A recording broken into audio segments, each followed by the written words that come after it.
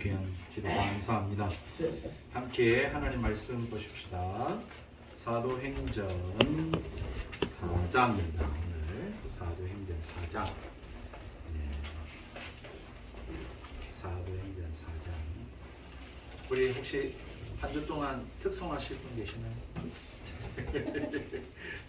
혹시 없나요? 네. 알겠습니다. 우리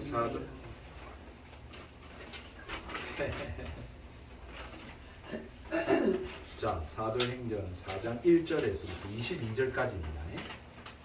사도행전 4장 1절에서 22절까지 제가 한 절 읽고 여러분 한 절 읽고 교독하도록 그렇게 하십시다.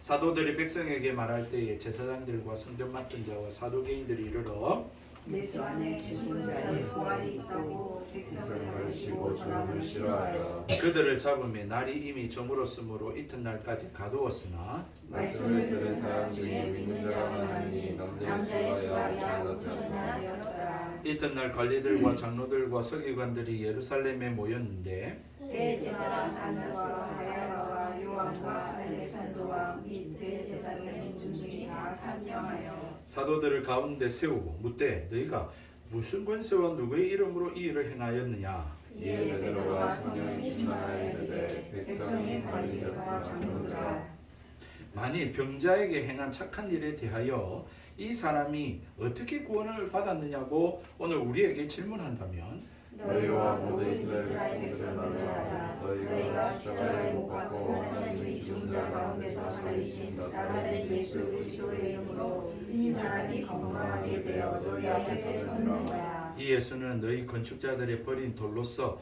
집 모퉁이의 머릿돌이 되었느니라. 다른 이로서 구원을 받을 수 없나니 선한 사람 중에 구원을 받을 만한 다른 이름을 우리에게 주신 일이 없으리라 하였더라. 그들이 베드로와 요한이 담대하게 말함을 보고 그들을 본래 학문 없는 범인으로 알았다가 이상히 여기며 또 전에 예수와 함께 있던 줄도 알고 또 병나은 사람이 그들과 함께 서 있는 것을 보고 미안할 말이 없는지라. 명하여 공회에서 나가라 하고 서로 의논하여 이르되 이 사람들을 어떻게 할까? 그들로 말미암아 유명한 표적을 나타낸 것이 예루살렘에 사는 모든 사람에게 알려졌으니 우리도 부인할 수 없는지라. 이것이 민간에 더 퍼지지 못하게 그들을 위협하여 이후에는 이 이름으로 아무에게도 말하지 말게 하자 하고 그들을 불러 경고하여 도무지 예수의 이름으로 말하지도 말고 가르치지도 말라 하니 베드로와 요한이 대답하여 이르되 하나님 앞에서 너희의 말을 듣는 것이 하나님의 말씀을 듣는 것보다 옳은가 판단하라. 우리는 보고 들은 것을 말하지 아니할 수 없다 하니 관리들이 백성들 때문에 그들을 어떻게 처벌할지 방법을 찾지 못하고 다시 위협하여 놓아 주었으니 이는 모든 사람이 그 된 일을 보고 하나님께 영광을 돌림이라. 이 표적으로 병난 사람은 40여 세나 되었더라. 아멘. 우리 좌우에 한번 인사하고 말씀 생각합시다. 한 주 잘 지내셨습니까? 건강하셨어요? 보고 싶었습니다. 네. 아이고, 아니 진짜 봄이 오고 화창한 것 같습니다. 우리 성도님들도 얼굴도 화창하고, 얼굴이 화창하고, 우리 권사님 옷도 화창하고, 민트색 참 제가 좋아하는 민트색인데, 네, 또 이렇게 너무 예쁘십니다. 참 이렇게 말씀을 함께 또 나눌 수 있어서 기쁘고 감사한데요. 이제 4장으로 접어들었습니다. 사도행전 4장에 접어들었는데 오늘 4장의 내용은 어떻습니까? 이 기독교의 최초의 핍박이 오늘 성경에 기록되어 있습니다. 네, 최초의 핍박입니다. 그러니까 사도행전도 교회의 시작을 보여주고 있는 기록이잖아요. 복음이 이제 예수님과 12제자로부터 해서 이렇게 쫙 퍼져나가는 것을 기록해 놓은 성경이기 때문에 처음 것들이 많이 등장합니다. 그러니까 예수님의 그 승천에 대한 것도 기록이 되어 있고 또 그 가룟 유다가 죽고 마띠아가 뽑힌 이렇게 그런 것도 기록이 되어 있고 그 다음에 그러니까 최초의 교회가 이제 설립되어서 사람을 세우는 게 나와 있죠. 그래서 이 뽑히 이것 때문에 우리 그 통합적 교단에서는 실제로 총회장을 뽑을 때 뽑히라고 합니다. 물론 그 전에는 후보를 다 추리죠. 그래가지고 두 사람 이렇게 추려가지고 그 두 사람의 공을 넣어놓습니다. 그리고 한 사람 뽑습니다. 이렇게 해가지고 그렇게 뽑기를 하기도 하고요. 그것도 나오고 그다음에 성령 강림 처음으로 성령께서 모든 사람에게만은 물론 예수님의 제자들 모인 무리들 가운데 있지만 임하는 그 첫 사건도 기록이 되고요.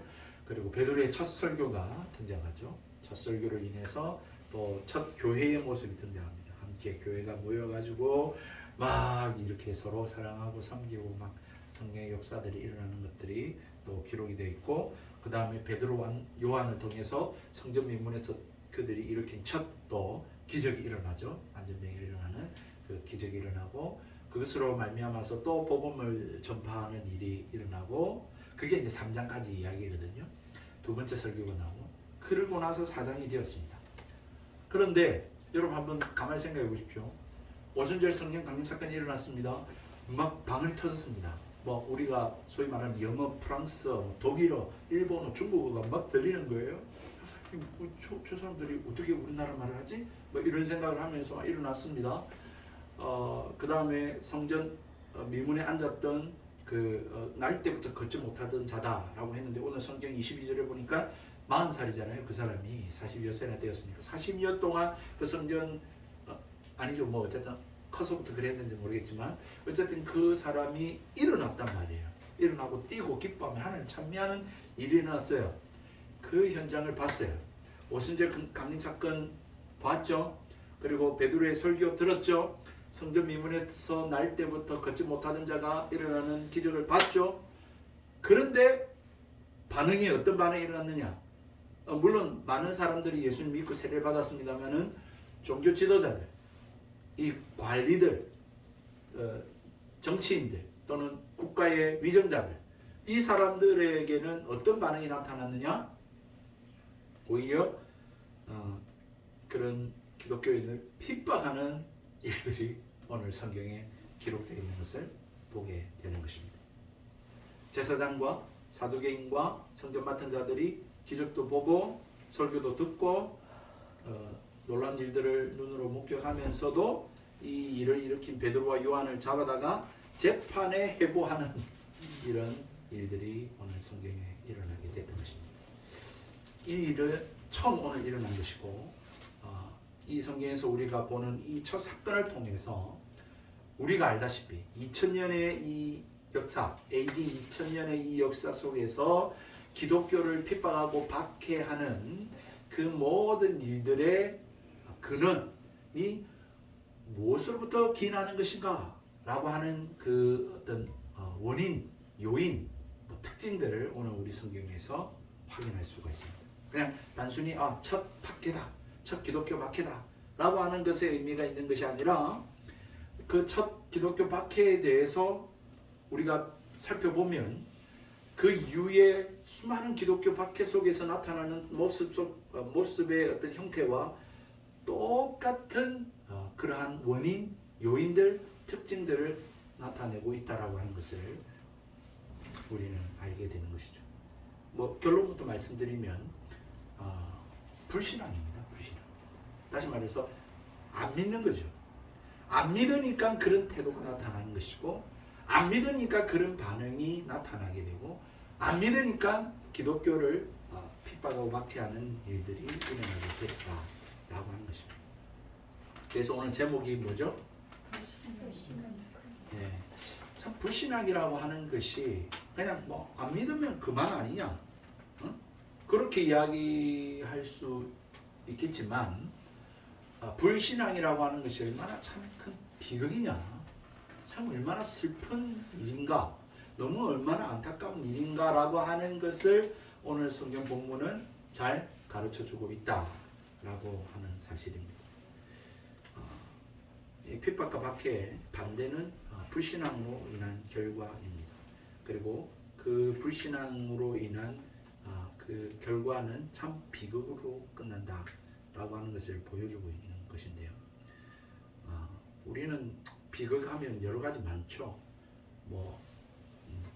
슬픈 일들 많잖아요. 병에 걸리는 거, 원치 않는 질병이나, 또는 사랑하는 사람이 내 곁을 떠난다거나, 또 안타깝게도 우리나라 한 민족인데, 한 핏줄인데 이렇게 다투어서 나뉘어져 있다거나, 그런 것들이 있지 않습니까? 참 이런 것들 보면 참 안타깝죠. 참 비극이다. 우리는 그렇게 생각을 합니다. 그런데 그 모든 비극 속에서 가장 밑바닥에 깔려져 있는 비극은 뭐냐? 그건 바로 불신앙이라는 것입니다. 다시 말해서 하나님을 믿지 않는 데서 비롯된다는 것이고, 예수님께서 이 땅에 오셔서 십자가에 못 박혀 죽으시고 사흘 만에 부활하셔서 그 부활의 증인으로 통해서 이 복음이 전파되고 있음에도 불구하고 이 복음을 안 믿는 것, 이 복음을 거부하는 것, 여기에 가장 큰 비극이 있다라고 성경은 말씀을 하고 있는 것이죠. 사람들은 안 믿을만 하니까 안 믿지. 아빠가 설교를 잘해봐라 내가 좋나 이렇게 이야기를 하지만, 궁극적으로 제가 설교를 못하는 부분도 뭐 영향이 없잖아 있겠지만, 근본적으로는 안 믿으니까, 별로 관심이 없으니까, 거기에, 그렇지 않습니까? 내가 별로 듣고 싶은 이야기가 아니니까 그냥 관심 없으니까 신경을 끄고 안 듣는 거죠. 그러니까 태도가 거부로 나타나고 싫고 그냥 그걸로 끝나는 게 아니라 오히려 나중에는 미움으로 나타나죠. 미움. 아빠 미워. 이제 이런 식으로 나타나는 거죠. 아빠 엄마가 이제 잔소리라고 생각하니까. 사람들은 그렇게 말을 하는지 모르겠습니다. 사람들은 굉장히 똑똑하다 생각하거든요. 진짜 막 우주선이 어쨌든 이 대기권 밖으로도 나가고, 지금 이제 막 뭐 이렇게 우주를 탐사하고 있고, 또 이제 우주선이 이렇게 막 제자리에 와가지고 딱 바로 서기도 하고 또 뭐 이 바깥에 이제 어저께 뉴스 보니까 그 위성을 유럽 항공 뭐 이렇게 기지에서 보냈는데, 그걸로 이제 이 지구를 계속 돌면서 얼마나 지금 그 숲이 이렇게 우거졌는가, 숲이 얼마나 없어지고 있는가 등등 이렇게 숲을 관찰하는 그런 인공위성을 띄웠대요. 그래서 그걸 지구를 돌면서 다 관찰하면 데이터가 나오는 거죠. 그러면 이제 숲이 없으면 이제 탄소가 많아지니까 뭐 그런 것들을 이제 참 인간은 참 대단하다, 똑똑하다 그렇게 말할 수 있습니다. 그런데 왜 복음은, 왜 이 성경은 거부할까? 왜 그럴까요? 딱히 이유가 없습니다. 지난번에 말씀드린 것처럼 하나 굳이 말씀을 드리자면 무지, 인간의 무지 때문이다. 하나님을 모르기 때문이고, 예수님을 모르기 때문이고, 그리고 우리 인간의 지금 놓여있는 상태를 모르기 때문에 그렇다라고 말씀드릴 수 있습니다.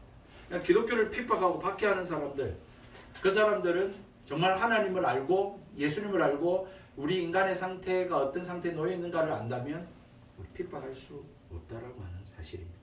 오늘 성경도 이 제사장들, 그죠? 사두개인들, 성전 맡은 사람들, 이 지도자들이 똑똑한 사람들이잖아요. 이 지식층이잖아요.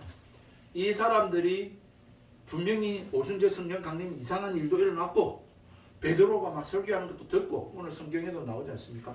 이 사람이 그냥 13절을 보세요. 그들이 베드로와 요한이 담대하게 말함을 보고 그들을 본래 학문 없는 범인, 다시 말하면 평범한 사람으로 알았다가, 설교를 들어보니까 이 예사롭지 않거든요. 또 뿐만 아니라 성전 미문에 늘 들락날락하면서 봤던 그 날 때부터 걷지 못하던 사람이 걷고 뛰고 하나님 찬미하는 걸 봤고, 지금 그 현장에 있어요. 그 현장에 있다고요. 16절에 이 사람들을 어떻게 할까? 그들을 말미암아 유명한 표적이 나타난 것이 예루살렘에 사는 모든 사람이 알려졌으니 우리도 부인할 수 없다. 그렇게 이야기하지 않습니까? 그러니까 그 다음 그러니까 참 14절에 또 있네요. 또 병나은 사람이 그들과 함께 서 있는 것을 보고, 그러니까 분명히 할 말이 없는데 이들이 어떤 반응을 보이고 있느냐. 이게 참 너무 신기한 일이 아니냐. 우리가 이것을 통해서 세 가지를 알 수가 있어요. 다시 말해서 하나님에 대한 무지, 예수님에 대한 무지, 인간 상태에 대한 무지로 인하여 복음을 거부하는 자들에게 나타나는 세 가지 동일한 공통점 세 가지가 있다고요. 이거는 이때에서부터 시작됐는데, 이때서부터 시작돼서 오늘 2000년이 지난 지금까지 기독교를 핍박하고 박해하는 모든 현장 속에 이 일들이 나타난다고요. 근데 이게 여러분들이 그냥 이게 거대한 뭐 기독교 복음 종교에 대한 문제가 아니라 여러분 삶에도 똑같이 나타나요. 다시 말해서 여러분들이 복음을 전할 때 여러분들이 복음을 이렇게 친구들이나 가족들이나 하면 나타나는 똑같이 반응이라는 거예요. 똑같은 반응. 첫 번째로 어떤 반응이 나타나느냐, 이 사람들 어떻게 합니까? 베드로와 요한을 어떻게 하죠? 네? 자 3절에 보세요. 그들을 잡음에 날이 이미 저물었으므로 이튿날까지 가두었으나. 다시 말해서 이 복음을 거부할 때 나타나는 세 가지. 첫 번째는 이 복음의 증인들, 메신저라고 그러죠. 이 메신저를 거부합니다. 그러니까 참 이상하죠. 내가 사람 미운 게 아니라 이렇게 이야기하는데 근데 그 사람이 싫어요. 그 사람이 미워지게 돼요. 지금 문제가 되고 있는 것은 설교잖아요. 그리고 일어난 일이잖아요. 그런데 그 설교를 전하는 베드로와 요한을 잡아 가두는 거예요. 메시지를 못하게 하는 것. 나중에 이제 결국은 어떻게 할 수 없으니까 잡아서 어떻게 처벌할 뭐 어떤 근거를 찾지 못하니까 결국 못하게 하는 거 뭐죠? 이제 말하지 마라. 이제 이렇게 나타난다는 말이죠. 그러니까 이 복음을 거부하는 이 일에 있어서 가장 먼저 나타나는 것은 이 복음을 믿는 자들, 이 복음을 전하는 자들을 거부하는 것으로 나타난다라고 하는 사실인 것입니다. 이 베드로에 대해서 앞서 말씀드린 것처럼 어느 정도 이 사람이 어떤 사람인지를 알고 있었습니다. 이 사람은 어부잖아요. 배운 사람이 아니란 말이에요. 그러니까 뭐 좀 무시해도 되고 업신여기도 되고 좀 하찮게 여긴 사람인데 이 사람이 지금 날 때부터 걷지 못하는 사람을 일으키고 말하는데 막 구약부터 해가지고 이 라피들처럼 막 구약을 이야기한단 말이에요. 그러니까 이상하게 생각을 하죠. 그리고는 뭐라고 묻습니까? 우리 4장 우리 1절에 보면 죄송합니다. 7절에 보면 사도들을 가운데 세우고 묻되 너희가 무슨 권세와 누구의 이름으로 이 일을 행하였느냐 이렇게 묻습니다. 뭔가 어쨌든 권위가 드러난 것 같아요. 권세가 나타난 것 같아요. 일을 하는 걸 보니까 비범해요. 평범하지 않아요. 그러니까 이 사람들이 이상하게 생각한 것은 맞는 것 같아요. 대제사장과 사두개인과 이 지식인층 종교 지도자들이 하찮게 봤는데 우습게 봤는데 업신여겼는데 뭔가 좀 있네 라고 하는 것은 느꼈던 것 같아요. 그러니까 이건 무슨 권세로 일을 하냐, 누구 이름으로 하는데, 누가 시켰는데, 뭐 이런 거죠. 여러분 참 너무 안타깝잖아요. 분명히 기적이 일어나고 비범한 일이 나타나고 또 뭔가가 좀 다르네 라고 한다면 어떻게 해야 되나요? 좀 귀를 기울여 봐야죠. 좀 관심을 기울여 봐야죠. 거기에 뭔가가 있는가라고 관찰을 해봐야죠. 그런데 세상은 그러지 않습니다. 그러지 않고 일단 그 사람들을 잡아 가둡니다. 그리고 입 다물어라. 그렇게 하고 있다라고 하는 사실입니다. 여러분 그 오순절 마가다락방의 사건으로는 한 3,000명이 회개하고 예수 믿었잖아요. 근데 이 성전 미문에서의 이 기적 사건을 통해서는 5,000명이 믿었거든요. 5,000명이 믿었어요.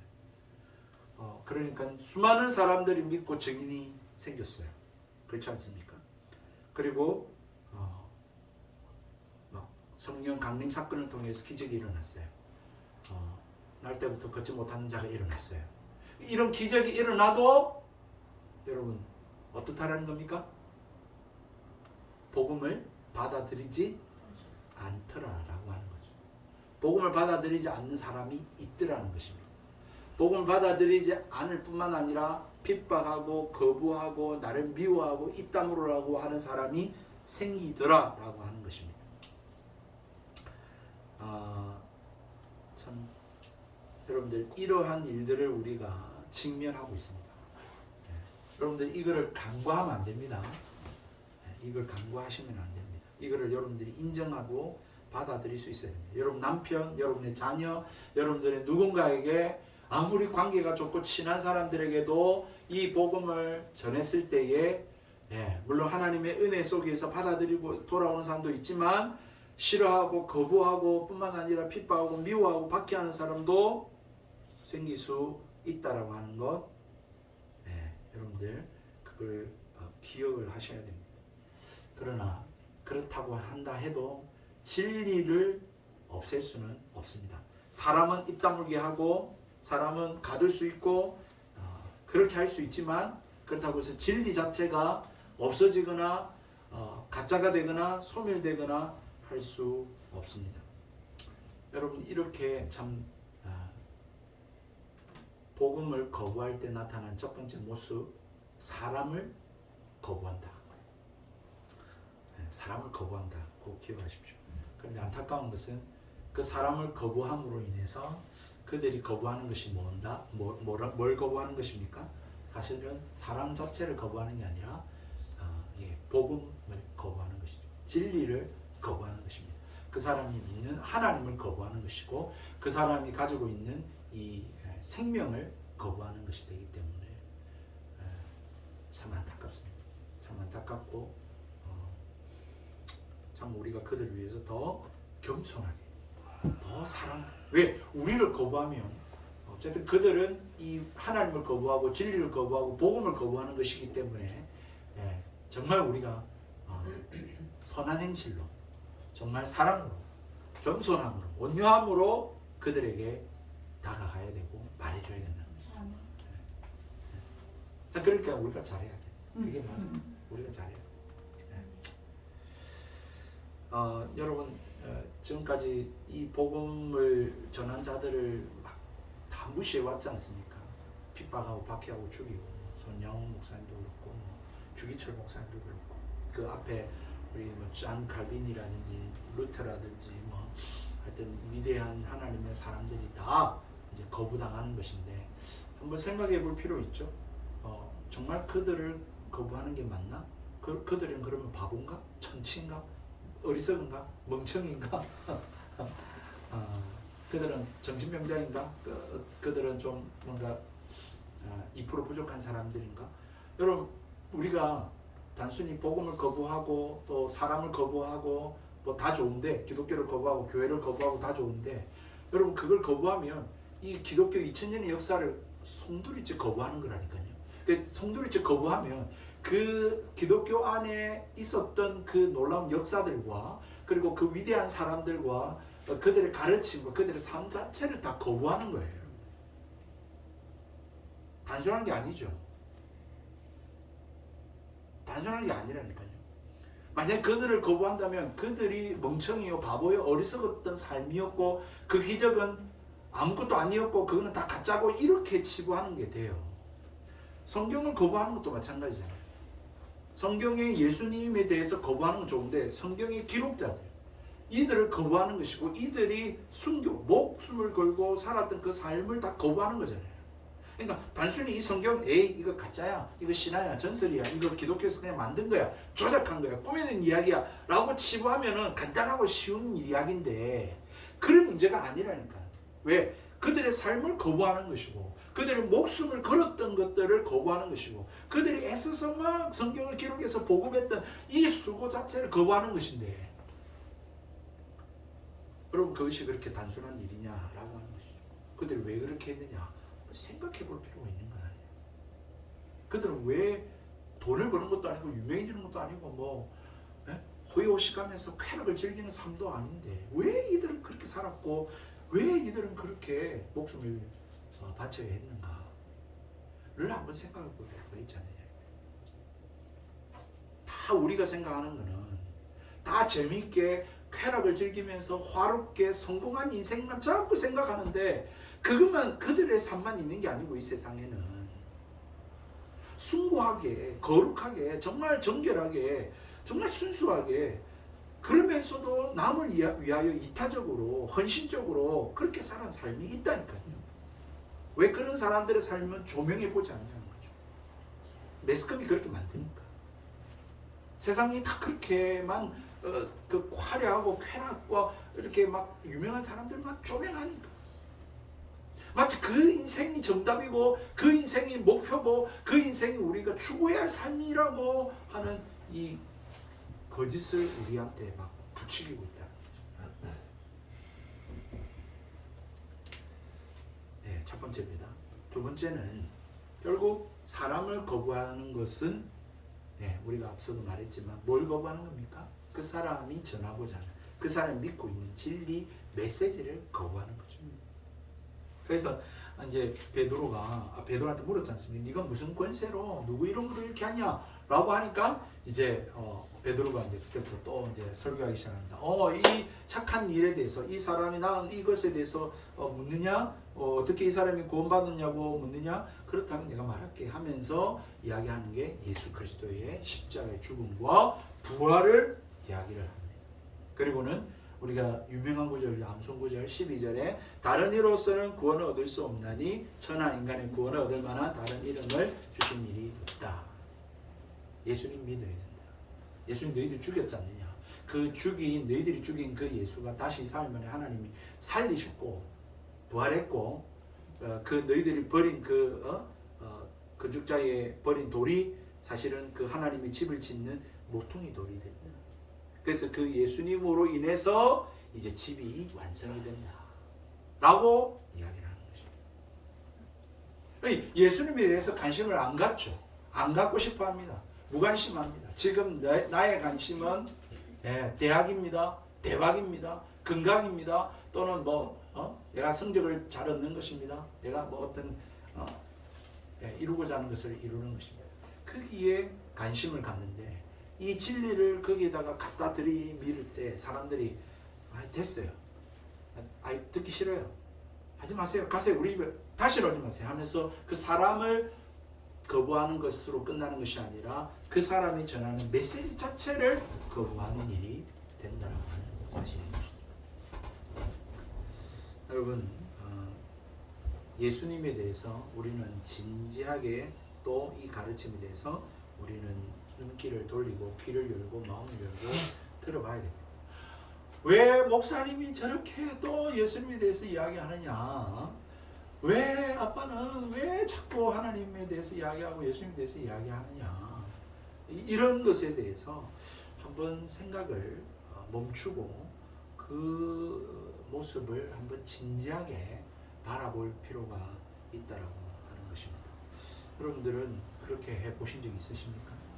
살면서 말입니다. 인생이 뭔지, 하나님 왜 이 세상을 창조했는지, 예수님은 왜 이 땅에 오셨는지, 왜 예수님은 믿어야 하는지, 왜 예수님은 죽어야 했고 3일 만에 부활하셔야 했는지, 왜 예수님은 2000년 지난 이때까지 왜 예수님은 재림 안 하고 오시지 않고 있는지 등등, 여러분 우리가 관심을 가져야 될 이 진리에 대해서 여러분들 한번 모든 것들을 멈추고 진지하게 한번 생각을 해보고 살고 계시냐는 거죠.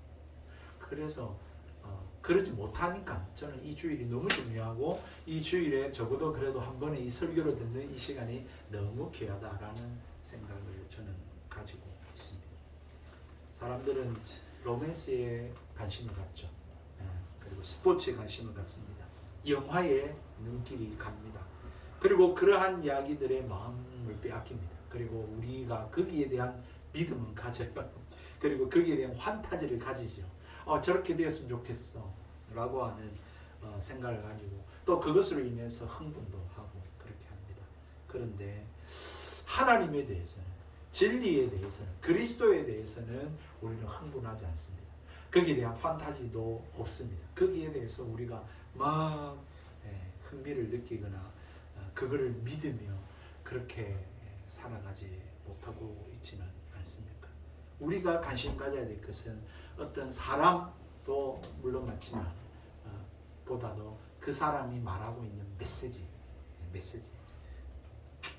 거기에 우리는 관심을 가져야 됩니다. 특별히 여러분 지금 대선을 지금 선거 운동 가운데 있는데 그 대통령이 될 사람의 메시지, 그 사람보다도 그 메시지가 참 중요한 거예요. 그런 것처럼 우리가 오늘도 말씀을 들을 때에 그 말씀 메시지, 하나님이 우리에게 뭘 원하고 계시고 무엇을 믿기를 바라고 어떠한 사실들을 우리에게 전해주고 있는지에 대한 그 진리, 그 메시지에 대한 관심을 가져야 돼요. 예수님에 대해서도 그렇죠. 예수님 오셨다, 십자가에 죽었다, 사흘 만에 부활했다. 물론 그 사실도 굉장히 중요하지만 예수님 도대체 무슨 이야기를 했냐 라고 하는 그 일에 우리는 사실은 관심을 가질 필요가 있습니다. 여러분 솔직하게 말씀드립니다만 예수님의 말씀대로만 산다면 여러분 이 세상의 문제는 다 해결되게 되어 있습니다. 단 하나만 예를 들어볼까요? 예수님 말씀 중에 여러분 원수에 대해서 어떻게 하라고 그랬죠? 원수를 사랑하라고 하셨거든요. 원수에 대해서 네가 축복 기도를 해주라 라고 하는 말씀을 하셨단 말이에요. 여러분 만약에 이 말씀대로 우리가 산다면 이 세상이 어떻게 될까요? 전쟁, 부부싸움, 뭐 학폭, 뭐 왕따, 뭐 갑질 없습니다. 결국은 우리가 왜 메시지에 관심을 가져야 되냐면 그분이 누구인지를 말해주고 있는 것이고 정말로 그 메시지대로 우리가 산다면 우리가 이 땅에서 고통하고 신음하고 아파하는 그 문제들은 다 궁극적으로 해결될 수 있기 때문인 것입니다. 그래서 우리가 예수님을 믿는다 하면서도 메시지에 관심 없고 메시지대로 안 살면 사실 우리에게는 아무런 변화가 일어나지 않고 역사가 일어나지 않고 기적이 일어나지 않습니다. 100번 양보해서 구원은 받을 수 있을지는 모르겠습니다. 구원은 은혜로 받는 거니까. 구원은 은혜로 받는 거니까 그렇다라고 굳이 말씀을 드릴 수는 있을지는 모르겠습니다만은 예수님을 믿습니다 하면서 메시지에는 관심 없고 메시지대로 안 살아가면 아무런 변화가 없죠. 아무런 역사가 없습니다. 아무런 기적이 일어나지 않습니다. 구하라. 구하는 네가 얻을 것이고 받을 것이고 찾아라. 찾는 네가 찾을 것이고 문을 두드리라. 두드리는 자에게 열릴 것입니다. 행함이 없는 믿음은 죽음 믿음입니다. 그렇죠. 그러니까 이 메시지가 뭐냐? 근데 사람들은 그 메시지를 듣기 싫어하고 거부합니다. 마지막 이 불신앙의 특징을 보면 메신저를 거부하죠. 사람을 잡아 가두고 하죠. 두 번째는 그 메시지에 대해서 거부합니다. 그래서 입 다물어라, 전하지 마라, 말하지 마라, 메시지를 거부합니다. 마지막 거부하는 게 뭐냐? 이 기독교로 인하여, 이 복음으로 인하여 나타나고 일어나는 그 모든 착한 일, 결과물, 이 복음과 이 진리와 이 믿음으로 인하여 나타나는 아름다운 열매, 그 삶, 이것까지도 다 거부합니다. 다 거부합니다. 그 참 이상하죠. 제가 이제 주일학교 사역을 할 때 분명히 교회에서 나쁜 거 가르치지 않습니다. 그렇죠? 부모 효도하라 그랬죠. 가능하지 마라, 도둑질하지 마라, 거짓말하지 마라, 이런 거 가르치잖아요. 그래서 오히려 학교에서 이제 그 선생님들도 그렇고 부모님들도 오히려 그냥 안 믿는, 본인 안 믿어도 교회 가라고 하는 분도 계셨어요. 그런데 이 막죠. 가로막습니다. 이제는 학교에서 앞에 전도를 못합니다. 하면 막 경찰 신고합니다. 유괴한다고 생각해요. 유괴한다고 생각하고 막 나쁜 그렇게 짓을 가르친다고 생각하고 그렇게 참 이상한 일이죠. 교회에서는 그런 것들을 가르치지 않고 그렇게 행하지도 않는데 거부합니다. 사람도 거부하고 메시지도 거부하고 교회에서 하는 착한 행실도 거부합니다. 도와주려고 가도 됐다. 종교 그거는 이제 거부한다. 그렇게 하는 것을 나타내 보입니다. 오늘 성경에도 분명히 그 나은 사람도 그 자리에 있었고, 그 사람 나았잖아요. 새로운 삶을 얻었단 말이에요. 그러면 대제사장과 서기관들과 이 지도자들, 종교 지도자들이잖아요. 와, 잘됐다. 와, 축하한다. 이래 나와야 정상인데 그 나은 사람조차도 입 다물어라 해요. 그렇게 나타나는 이 모습들, 이러한 것들 통해서 기독교가 하는 그 꼬라지도 보기 싫다라고 하는 일들이 나타난다고 하는 사실입니다. 그래서 사실은 우리가 착하고 선한 일을 한다고 해서 세상이 변화되느냐? 꼭 그렇지만은 않습니다. 여러분, 여러분 이 지금까지 제가 말씀드린 것이 너무 좀 그렇다, 믿어지지 않는다, 진짜 그러냐, 그렇게 반문하실 수도 있습니다만은 실제로 일어난 역사적 사건입니다. 오순절 성령 감림 사건도 그렇고, 그리고 성전 미문에서 날 때부터 걷지 못하던 자가 일어난 사건도 사실이고요. 그리고 이러한 일이 있었음에도 불구하고 유대 종교 지도자들은 오히려 그렇게 행한 베드로와 요한과 기독교를 핍박하고 박해하고 거부하고 미워했다라고 하는 사실 역시 사실입니다. 역사입니다. 여러분 어떻습니까? 좀 다소 의아하지 않습니까? 막 놀랍다 이 정도는 아니더라도 참 이상하다, 왜 그럴까, 이런 생각이 들지 않나요? 이에 비해서 오늘날 예수님을 믿는 사람이 적고 교회가 이리 많은데도 믿는 사람은 아직도 이단, 캐톨릭 다 합해가지고 이제 한 25% 정도 돼요. 아직도 10사람 중에 한 3사람 정도 믿는 정도, 이런 상황들, 아직도 왜 이런가에 대해서 사실 우리는 놀랄 필요가 없는 거죠. 이상하게 생각할 필요도 없는 거죠. 왜냐하면 이 복음이 일어나고 막 그럴 때도 그랬으니까. 아니, 예수님 공생의 당시에도 그런 일들이 있었습니다. 복음을 듣고 또 예수님의 기적을 보고 또 놀라운 메시지를 듣고 막 그랬음에도 불구하고 종교 지도자들과 사람들은 믿지 않았고 불신앙했고 거부했을 뿐만 아니라 적대했고 결국은 십자가에 못 박으소서, 예수를 내어주소서, 그러니까 죽이소서, 막 없애버리십시오, 막 그렇게 하는 아우성으로 끝나버렸다라고 하는 사실입니다. 예수님이 사실 몰랐습니까? 알고 계셨고 이 핍박과 박해에 대해서 이미 예언하셨고 그 예언대로 지금 사도행전 4장에 이 제자들에게 동일하게 일어나고 성취되고 있는 것이고 오늘날도 똑같이 그렇게 될 것이라고 하는 것은 자명한 사실입니다. 다시 말해서 이 불신앙, 이 복음에 대한 거부, 이것은 아주 오래 전부터 있었던 일이라고 하는 사실입니다. 그러므로 여러분들이 복음을 전했는데 주의 사랑으로 사랑을 행했는데 사람들이 거부하고 믿지 않고 했을 때 여러분 좌절감을 느끼는 것, 그건 여러분들이 아직도 오해를 하고 계시는 겁니다. 내한테 뭔가 잘못이 있는 거 아닐까? 내가 더 못해서 그런 것 아닐까? 라고 하는 생각하는 거, 그건 아직도 복음을, 기독교를 잘 이해하지 못하고 있는 데서 비롯된 것입니다. 여러분들 혹시 아직도 이런 생각하고 있습니까? 이 복음은 아주 매력적인 메시지야, 사람들에게 호감을 줄 수 있는 메시지야 라고 생각하고 사람들이 다 좋아할 거야 라고 전해주고 계십니까? 그렇게 생각하시고 있다면 그건 역시 오해에서 비롯된 것입니다.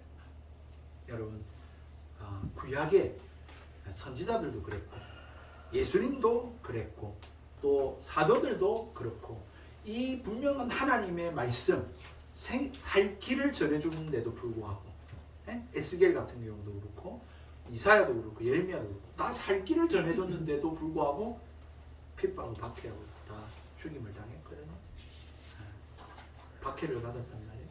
예수님도 그랬고 사도들도 그랬듯이 여러분 우리가 전하는 것이 분명히 나쁜 짓을 하는 게 아님에도 불구하고 우리가 예수 그리스도의 복음을 전하고 이 복음의 말씀대로 진리대로 우리가 살려고 할 때 친구들은 여러분들의 믿지 않는 사람들 중에는 분명히 거부하고 여러분을 싫어하고 미워하고 박해하는 사람들이 나타나게 된다라고 하는 사실입니다. 그것은 이미 성경에서부터 기록된 바, 우리가 믿는 바가 그것입니다. 그러한 사실로 인해서 우리가 먼저 할 수 있는 것은 내가 믿는 게 진짜구나. 라고 하는 것이 반증 일어나고 있는 것이고요. 또 하나 중요한 것은 이 사실을 거부함으로 인해서 큰일 났다. 나를 거부하고 이 메시지를 거부하고 이 교회에서 하는 이 선한 일들을 거부한다는 것은 결국 저 사람들은 심판과 저주를 받게 되는데, 끔찍한 하나님의 진노를 사게 되는데 큰일 났다 라고 하는 그런 우리가 깨달음을 얻게 된다고 하는 사실입니다. 얼마 안 남았습니다. 얼마 안 남았습니다. 우리가 언제 하나님 앞에 설지 모르잖아요. 주님 언제 오실지 모르지 않습니까? 진짜 시간 빨라요. 너무 시간 빨라요. 우리 애들 사진 보고 있으면 깜짝깜짝 놀래요. 진짜 저때가 엊그제 같은데. 여러분, 우리가 세상 떠날 날이 얼마 남지 않았고 또 언제 주님 오실지 모르는 상황 속에서 이 복음을 거부한다, 이 주님을 거부한다, 이 복음을 전하는 자들을 거부한다, 우리가 행하는 이 일들을 거부한다, 싫어한다, 함께하지 않는다. 이거는 우리가 진리임을 반증하는 일일 뿐만 아니라 중요한 것은 그래서 우리가 마음 놓고 있자 이게 아니라 큰일 났다. 하나님의 진노가, 하나님의 심판이, 하나님의 저주가, 하나님의 벌하심이 언제 임할지 모르겠구나 저 사람들에게 라는 그런 위기감을 우리가 느껴야 된다라고 하는 사실입니다. 그래서 우리가 참 희낙낙하며 살 때는 아닌 것 같다.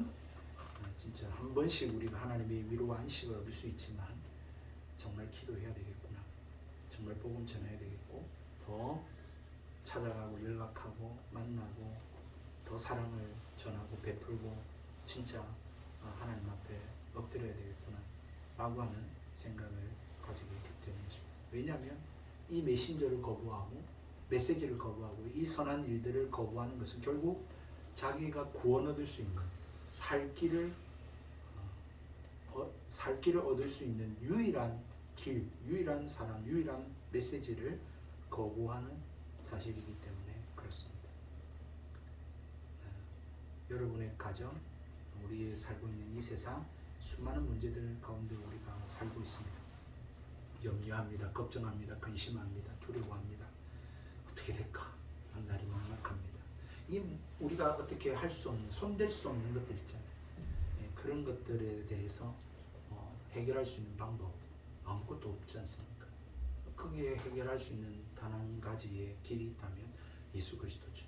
이 복음이죠. 하나님 그분이십니다.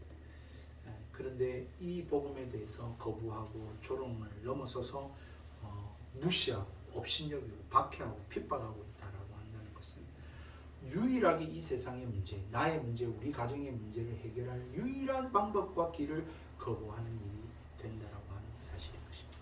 이게 그냥 먼 나라의 이야기, 국제 정치 정세에 대한 문제가 아니고요. 우리 개인적인 문제도 동일하지 않겠습니까? 우리의 삶의 걱정거리, 근심거리, 염려거리, 그리고 정말 내 인생은 끝났어 라고 하는 절망의 순간, 또는 나는 실패자야, 나는 망했어, 나는 나고자야 라고 생각이 드는 그 순간, 정말 그렇습니까? 정말 그렇게 느낀다면 마지막으로 한 가지만 해보십시오. 어차피 망했으니까. 네? 여러분들, 내 인생 끝났어. 내 인생은 이제 돌이킬 수도 없고, 이제 정말 그렇게 생각하십니까? 그렇다면 딱 하나만 해보십시오. 진지하게 강력하게 권면드립니다. 그게 뭐냐면 몸과 마음을 다해서 하나님을 알아가 보십시오. 정말 성경 한번 꼭 묵상해 보시고 진짜 예수님 그분을 만날 수 있게 해달라고 한번 그렇게 졸라보십시오. 정말 그렇게 하나님께 한번 매달려 보십시오. 정말 그렇게 하나님의 성령이 역사해 달라고 한번 구해 보십시오. 어차피 망했으니까. 어차피 끝난 인생이라면 진짜 다른 것 안 하고 정말 여러분 그렇게 하나님 앞에 한번 엎드려 보십시오. 우리의 망한 인생, 끝난 인생, 답 없는 인생, 어떻게 돌이킬 수 없는 인생, 이 인생을 온전하게 하고 회복시키고 바로 잡을 수 있는 유일한 길이 있습니다. 예수 그리스도이십니다. 복음입니다. 그 사실을 여러분들이 한번 맛보고 경험하고 그 주님을 만날 수 있게 되기를 주님의 이름으로 축복드립니다. 우리 함께 찬송하십시다. 내 맘의 주여 소망 되소서라고 하는 찬양입니다. 우리 찬양, 우리 가사를 묵상하시면서 하나님 앞에 찬양했으면 좋겠습니다. 우리 찬송 있나요?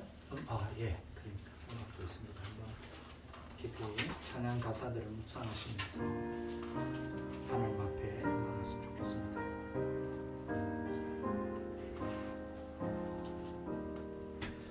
내 맘의 주여 소망 되소서 주 없이 모든 일 헛되어라 밤에나 낮에나 주님 생각 잘 때나 깰 때 함께 하소서 지혜의 주여 말씀으로서 언제나 내 안에 계시소서 주는 내 아버지 나는 아들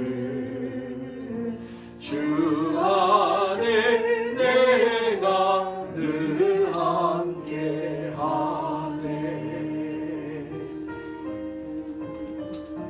그렇습니다. 우리 주님이 함께하면 됩니다. 이렇게 되기를 소망하면서 그렇게 살아갔으면 좋겠습니다. 세상의 영광 나 안 보여도 세상의 영광 나 안 보여도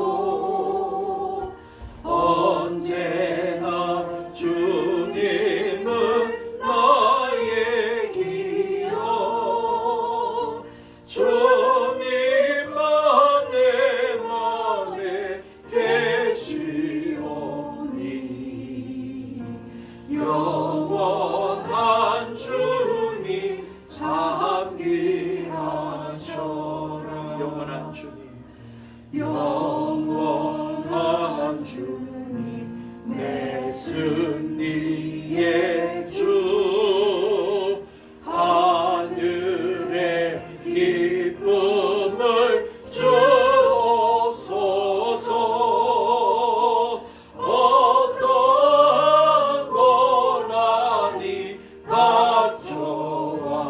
닥쳐와도 만유의 주여 소망 되소서.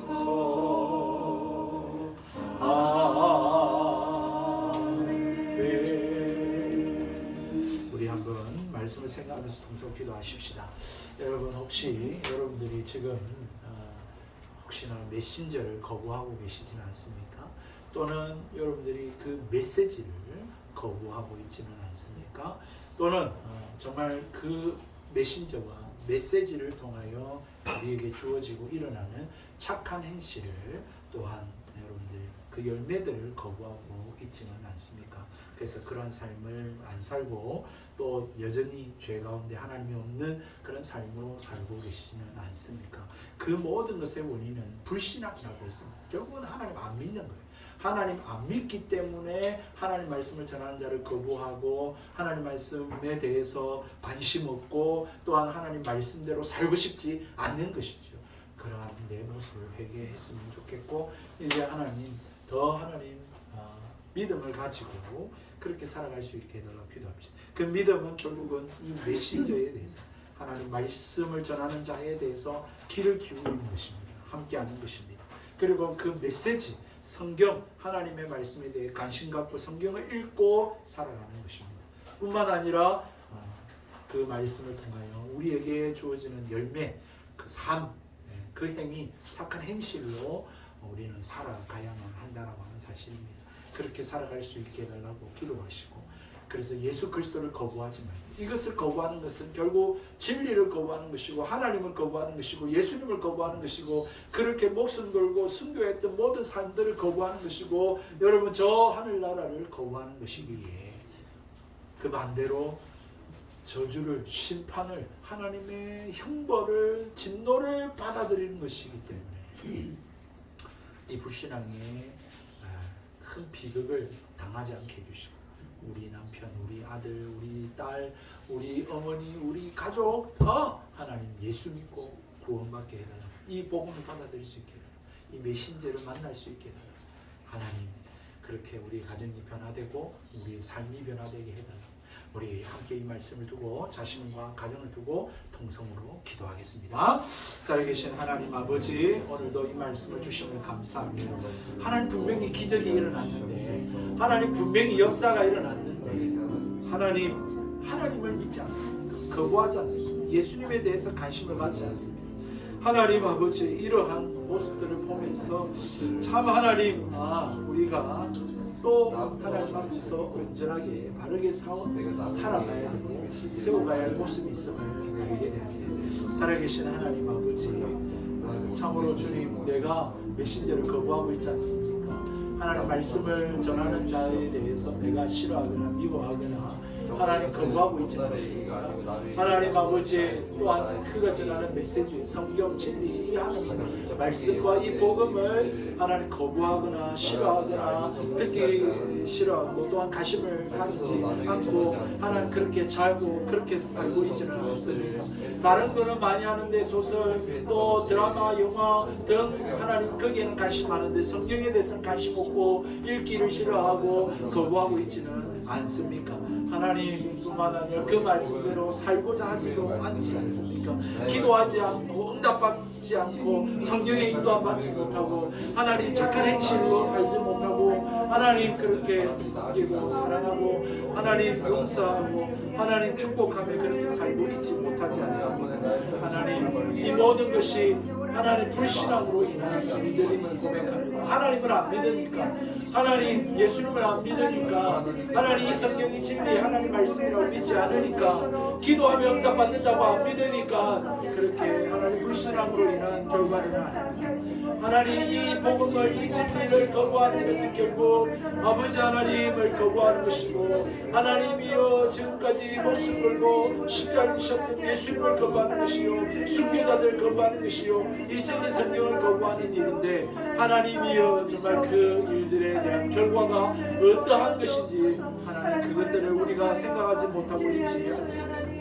하나님의 진노를 사게 되고 하나님의 저주를 사게 되고 하나님의 심판을 받게 되고 하나님 그런 영원한 형벌을 받게 된다라고 하는 것, 하나님 우리가 잊지 아니하게 하여 주시고 더 하나님을 생각하게 하시고 더 하나님께 집중하게 하시고 더 하나님 앞에 멈추게 하여 주시고 더 하나님께로 나아갈 수 있는 저희들이 될 수 있도록 도와주시옵소서. 그래서 하나님을 믿게 해주시고 하나님 복음을 받아들이게 해주시고 이 성경을 읽게 해주시고 이 성경을 받아들이게 해주시고 이 성경 말씀대로 살아갈 수 있는 저희들이 될 수 있도록 하나님 임하여 주시고 말씀하여 주시고 깨닫게 하여 주시고 귀를 기울이게 하시고 영적인 눈을 뜨게 하여 주시고 주의 마음과 생각을 돌이키게 해주시고 하나님 만날 수 있도록 역사하여 주시옵소서. 어떤 일들이 일어나야 될지 모르겠습니다만은 주여 하나님 우리 가운데 선한 일들을 행하여 주셔서 우리 남편이 변하고 우리 아내가 변하고 우리의 아이들이 변하고 우리의 아들들이 변하고 우리의 자식들이 딸들이 변하고 우리의 가족들이 변하고 우리의 친척들이 변하고 우리의 지인들이 변화되어지는 우리의 친구가 변화되어지는 그러한 놀라운 역사가 일어나고 주께로 나오고 복음에 대해 길을 열고 예배 자리에 참여하고 하나님 말씀을 듣고 함께 모여 기도하고 하나님 서로를 사랑하고 그렇게 하나님 말씀대로 살아갈 수 있는 저희들이 되게 해 주시옵소서. 하나님 구원하여 주시옵소서. 하나님 역사하여 주시옵소서. 하나님 하여 주시옵소서. 하나님 아버지, 오늘 말씀을 통하여 먼저는 우리 자신을 돌아보게 됩니다. 하나님 우리가 메신저를 거부하거나 또는 메시지를 거부하거나 또는 그 메신저와 메시지를 통한 하나님 일어나는 그 선한 일들을 우리가 또 또한 거부하고 있지는 않는지. 그래서 하나님 참으로 결국은 우리가 하나님 믿지 않고 예수님을 믿지 않음을 우리의 모습으로 나타내고 있지는 않는지. 또한 우리는 그렇지 않는다 할지라도 하나님 우리가 그렇게 메신저로 메시지를 전하고 선한 착한 행실들을 행할 때 하나님 우리가 그런 거부를 당하고 그런 핍박과 박해를 받고 있지는 않습니까? 하나님 그 사실 앞에 하나님 우리가 기억해야 될 것 꼭 하나님 마음에 새길 수 있게 해주셔서 예수님도 그렇게 당하셨고 사도들도 이렇게 당했구나, 내가 이렇게 사는 것이 정답이구나 하는 생각들을 먼저 갖게 해주시고, 그러나 그 또한 거기에 그치지 않고 이것을 거부하는 것은 결국 하나님을 거부하는 것이고 진리를 거부하는 것이고 복음을 거부하는 것이고 유일하게 살 길을 거부하는 것이고 생명 없는 길을 거부하는 것이고 그 결국은 하나님의 진노를 사게 되고 하나님의 저주를 받게 되고 하나님의 심판에 이르게 된다라고 하는 사실들을 바라보면서 불신앙의 이 큰 비극을 볼 수 있는 저희들이 되게 해주셔서 우리 가족을 불쌍히 여기고 이 복음을 거부하는 자들을 불쌍히 여기는 마음을 하나님 우리가 가지고 살아갈 수 있게 해 주시옵소서. 그래서 정말 기도하는 삶이 되게 해주시고 그들을 섬기는 삶이 되게 해주시고 정말 그들에게 우리가 하나님 이 사랑을 보여주고 또한 전해줄 수 있는 삶이 되게 해주셔서 우리를 통하여 많은 영혼이 구원받고 생명을 얻고 주께로 돌아오는 그러한 역사가 일어나도록 하나님 우리를 사용해 주시옵소서. 특별히 우리의 남편, 우리의 아이, 우리의 오빠, 우리의 가족들 하나님 아직도 예수님을 받아들이지 않고 예배해야 되는데 예배하지 않고 성경 말씀을 읽고 살아야 되는데 오락에 빠져있고 TV에 빠져있고 하나님 스포츠에 빠져있고 하나님의 쾌락에 빠져있는 하나님 그러한 사람들이 있다면 하나님 정말 눈을 뜨게 해주시고 귀를 열게 해주시고 마음과 생각을 돌이키게 해주셔서 예배하며 살고 성경 읽고 살고 기도하며 살고 선한 행실을 행하며 살아가는 삶이 되도록 하나님 역사하여 주옵소서. 구원하여 주옵소서. 임하여 주옵소서. 그들이 좀 바쁘게 살지만 하나님 아버지 멈추고 하나님 앞에 집중할 수 있는 시간을 가질 수 있도록 도와주시옵소서. 정말 이 세상의 문제에 직면하여 있는 가운데서 하나님 나의 상태가 어떠한지를 바라보고 하나님이 어떤 분이신지 예수님이 어떤 분이신지를 생각해 볼 수 있는 그러한 기회가 주어질 수 있도록 하나님 도와주시옵소서. 그래서 정말 하나님 다시금 새롭게 회복되어지고 치료되어지고 하나님 온전케 되어지고 구원함을 얻고 생명을 얻고 하나님 안에서 기쁨으로 살아가는 삶이 되도록 하나님 역사하여 주옵소서. 하나님 진실로 우리 회복의 교회 가정들마다 이 일들이 일어나기를 하나님 앞에 간절히 아뢰옵고 감사드리며 살아계신 예수님의 이름으로 기도드리옵나이다. 지금은 우리 구주 예수 그리스도의 은혜와 하나님 아버지의 무한하신 사랑하심과 성령 하나님의 함께하시고 교통하시고 위로하시고 충만하게 역사하심이 오늘도 불신앙으로서가 아니라 정말 믿음으로 살기를 원하고 또 불신앙으로 살아가는 자들을 불쌍히 여기며 그들을 위해 기도하고 축복하며 살기를 소원하고 다짐하는 사랑하는 성도들 머리 위에 또 하나님 앞에 감사함으로 또 하나님 이것은 하나님의 것입니다 하며 예물로 하나님 앞에 예배하는 그런 하나님 성도들 머리 위에 손길 위에 가정 위에 지금으로부터 영원토록 항상 함께 계실지어다. 아멘.